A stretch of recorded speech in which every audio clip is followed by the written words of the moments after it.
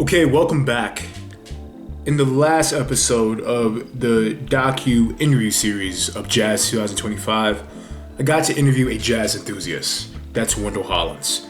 We covered a lot of topics about jazz in the Midwest, soul music in the Midwest, how jazz led him all across the country, and even led him to meet the love of his life. And then now, today, we are here on part 2 of the interview series of Jazz 2025 to interview a jazz executive, somebody from the private sector, and in many cases, in my opinion, is part of jazz royalty. We got to interview Mike Redman. He is the son of Ed Eggert Redman, which is a musical polymath. He's a composer, orchestrator, educator. He also owned his own business. We went into a lot about what his father, Ed Redman, contributed to the great genre jazz music. And one of the greatest things that he's ever contributed was bringing European melody of classical music and the strings and merging it together with the rhythm section of jazz music. We go right in to cover the best parts. This is Culture Captured. Your father had a high standard. Very, very high. But that high standard wasn't superficial. That high standard had substance. What did your father's music represent? If you could give details on what he was putting into the music that he was showing. Basically, he was, like I said, very serious. When you say represent, I mean, his concept was, he wrote he wrote an article that got published in a number of magazines and publications called Jazz, Strings, and the World of Music. Mm-hmm. So his concept was taking the beauty of symphony orchestra and combining it with the exhilarating rhythmic feel of jazz, basically. So you have, strings which demonstrate or display beauty. I mean, usually when you have an orchestra, maybe a 75-piece orchestra, they got 40 strings in there, And then a lot of classical music tends to be, I don't like to say devoid, but lean when it comes to percussion and rhythmic. There's not a heavy presence of the percussion section coming in with the classical music. Is that what you're trying to say? In a lot of classical music, it's not. And I think that, he wanted to emphasize that because, basically jazz and being black,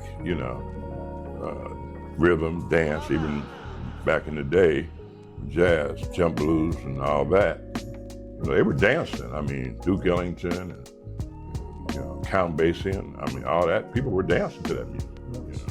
So it was about movement, rhythm, and basically rhythm, melody, and harmony are the three main aspects of music anyway. So I think that he wanted to shed light on the rhythmic aspect as well as the beauty of the strings. And then also classical music, like I said, is,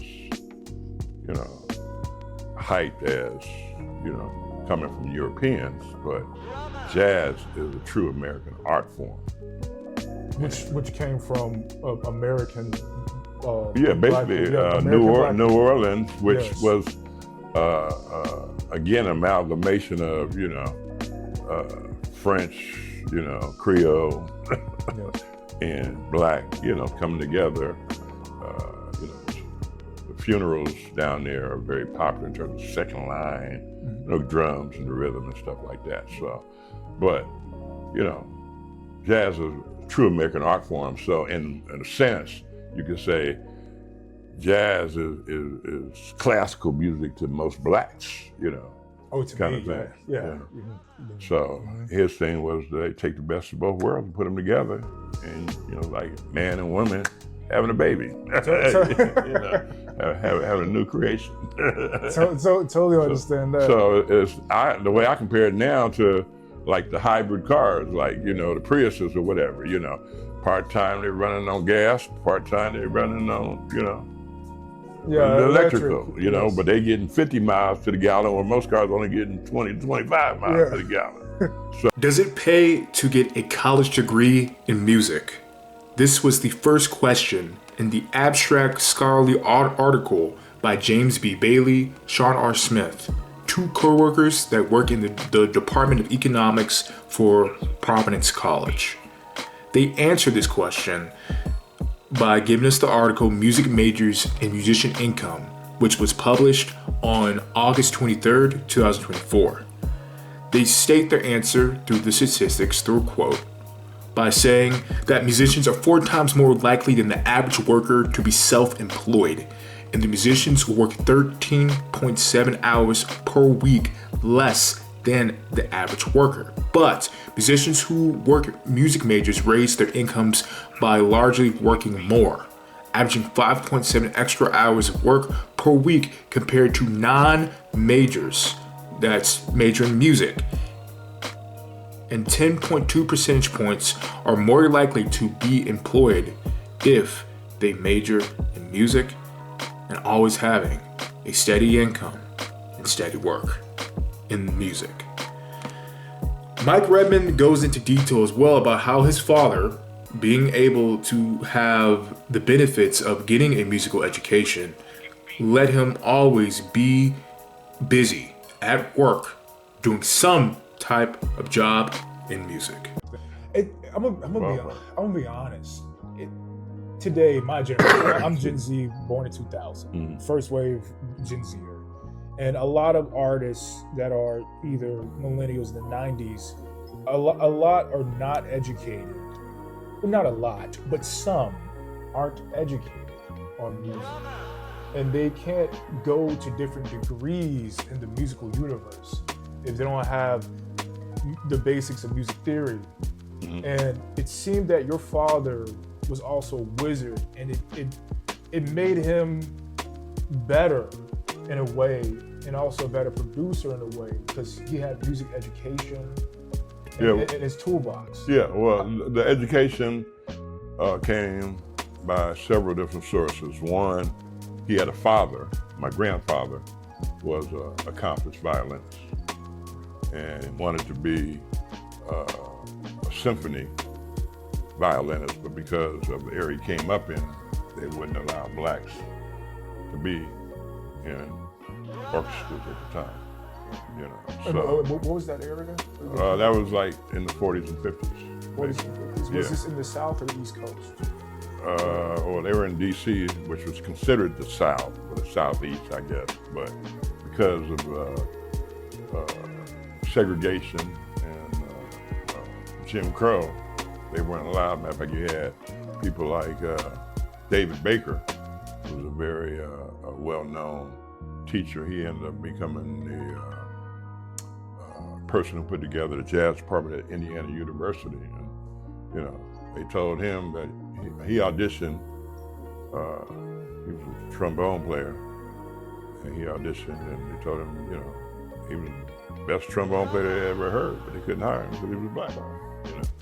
So that was just a reality. But I have a lot of admiration for the musicians who came up, because they didn't let things stop them.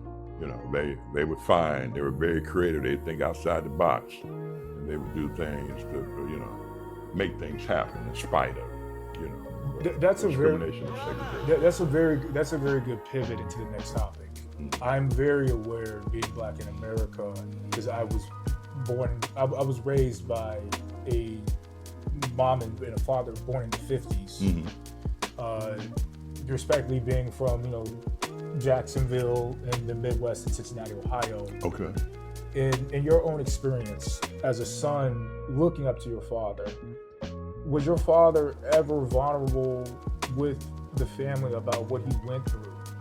Well, I can remember a situation where when we moved from Brooklyn, New York to Los Angeles, he wanted to continue his education. And he applied to University of Southern California, and they wouldn't accept him. And he was very, very disturbed by that. In fact, he was writing letters to congressmen, to the president of the United States, and everybody, because he had served his country. And it's like you come back and it's like, okay, you still got to deal with, discrimination after you fought, in the war and stuff like that. So in terms of being vulnerable, that was one instance I can say that he was very thing. Because he was very educated, because like I said, he took corresponding classes from Berkeley School of Music, and then he studied at New York University. NYU. Yeah, NYU. And that's where he got his orchestration, counterpoint, semantics, and all that. That's where he really learned how to work with orchestras. Like I said, 61, he wrote orchestral piece, and he didn't have an orchestra accessible to try this, try that. All of it was up in there. So, which is, to me, amazing when you think of writing for a 75-piece orchestra, and it takes a very cerebral person, to not only have studied that, but to be able to retain all that information in your head. In this next piece, Mike Redman goes into great detail about how if Black people are given fair opportunity in any arena, any job, in any industry, they over-deliver. This is also backed up by an article by L.E. Gomez and Patrick Burnett with the title of Diversity Improves Performance and Outcomes. And these two people did professional skills focused studies, generally found improvements to innovation, team communications, and improved risk assessment. They also found that financial performance also improved with increased diversity. A diversity-friendly environment was often identified as a key to avoiding frictions that comes with change in who you employ in these certain industries. They tested in industries like medical, which is the number one industry in Atlanta, which is where we shot the interview at. And they also tested in other industries like investment and finance, which has a correlation also with risk assessment, which both industries, medical and the financial field, do use a lot of. And they found out that across the board, you get a way better customer satisfaction when you have more diversity through administration level. Also, when it comes all the way down to the trickle effect of just regular employees. Mike goes into details about having diversity goes a long way.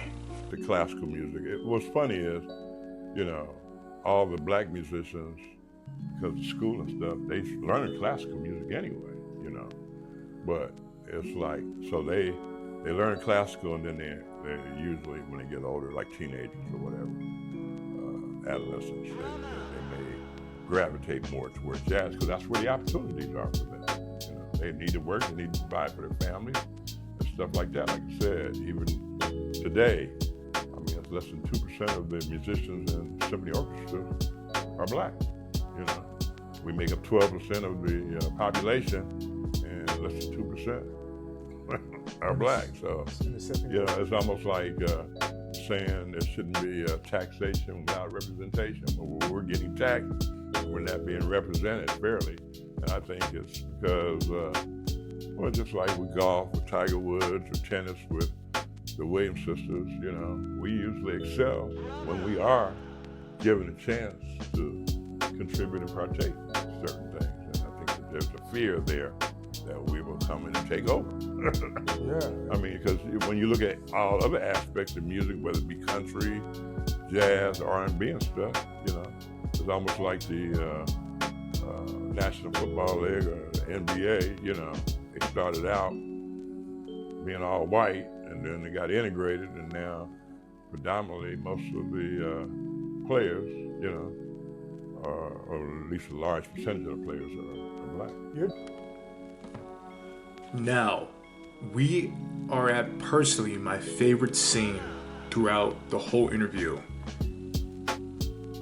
Mike goes into detail about how jazz music can be classical music to some black listeners. How it's a symbol reminding us that we are black and that classical music, is sourced and derives from Caucasian European people. He even gives examples in Universal Polarity seen in other spaces around the world, how black and white goes hand in hand and it's always dancing together. And he gives the real good, bad, and beautiful about the saying that jazz is classical music to some black folk. Dropping a lot of quotable phrases right now.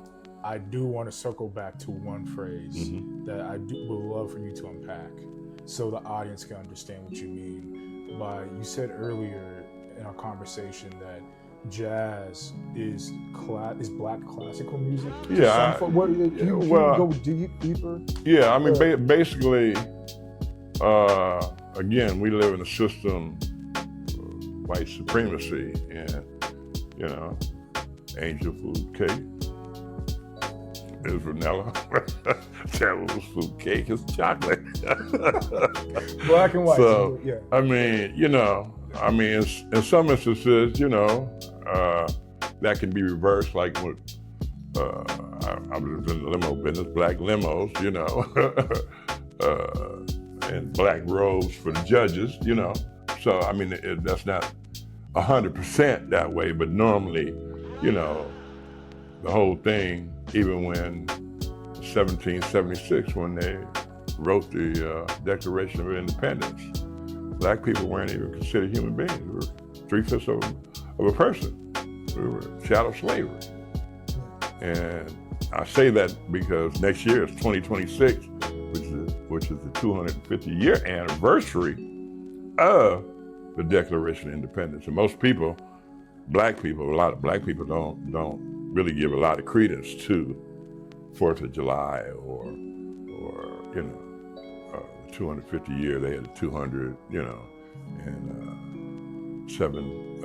1976 and stuff. So matter of fact, my dad wrote a bicentennial hymn. I'm trying to get that from the Library of Congress because I want to change that from 200 to 250 because it never got recorded or released and stuff. So I'm trying to get that out there with everything that he wrote that was not recorded. I'm trying to, most of it I have possession of, but there's like maybe 4 or 5 songs that I don't have possession of. I have to contact the Library of Congress. Then Mike provides the next on what the legacy of Redman music catalog will look like next, really showcasing his executive skills. You have done a lot of covering ground for your father, and him looking down, he's proud of what you've done. Is there any next steps or anybody that you know that could help carry what you've done? Is there a passing of the torch? Well, that I'm working with some cousins of mine now. I have a cousin who's a renowned artist, visual artist. I'm taking his artwork and putting it with the music. Another cousin of mine, worked with National Institute of Health. He's in the biomedicine basically and stuff, but we talk a lot, and we talk about how he's basically a physicist or a scientist. He started the Black Science Organization for National Institute of Health, and how, music, especially my dad studied the Schillinger system of musical composition. It was based on math, which again, rhythm, when you talk about counting, 1/8 time, 1/4 time, 1/2 time, 1/16, 1/37. And math is a language. Yeah. Yes, so, with STEM, they talk about, science, technology, engineering, and math, It's all language. So, and I had a thing where I said that, it should be STREAM, should be the acronym. And they said, well, why is that? I said, because it should be science, technology, research, because without research, nothing happens.